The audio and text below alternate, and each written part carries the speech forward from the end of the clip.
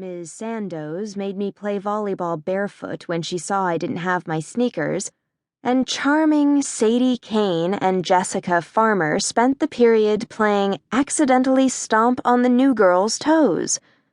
Then, in social studies, Mr. Mousekopf announced a research paper due right after New Year's, effectively eliminating the vacation. "Choose wisely, Elizabeth," he said as he handed me the list of possible topics. My stepsister Hannah called me that evening to ask me to mail her black lace top. She'd handed it down to me when she left for college, but with Hannah, gifts rarely stayed given for long. "What are you up to?" she asked. "Working on ideas for my social studies research paper, European history, with Mr. Mousekopf." I remember Mousekopf. What a weirdo. Does he still wear that green bow tie? And give out demerits if he catches you looking at the clock? "Yup," I quoted him. "Time will pass, but will you?" Hannah laughed. "What are you writing about?" "The Brothers Grimm." "The fairy tale guys? For Mousekopf? Are you crazy?" "It was on his list of suggested topics." "Don't be a little goose. I bet he just put it on there as a test to see who would be dumb enough to think fairy tales are history. Hey, I probably still have my term paper from that class. You can use it if you like. I'll trade it for, your good headphones." "No thanks," I said. "You sure? It's about the Paris Commune." "That's cheating. Anyway, Mr. Mousekopf would notice." "Suit yourself. Send me that lace top tomorrow, okay? I need it by Saturday." She hung up.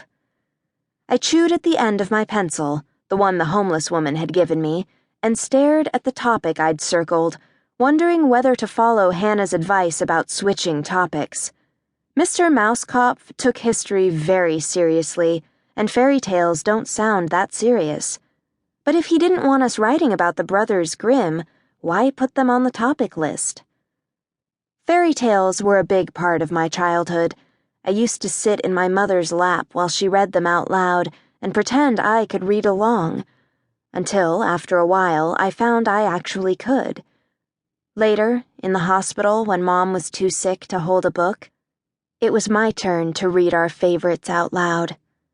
The stories all had happy endings, but they didn't keep Mom from dying.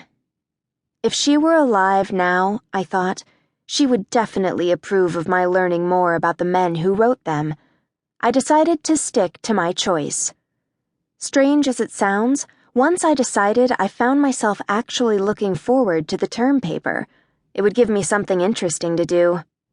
Vacation was going to be lonely since my best friend, Nicole, had moved to California.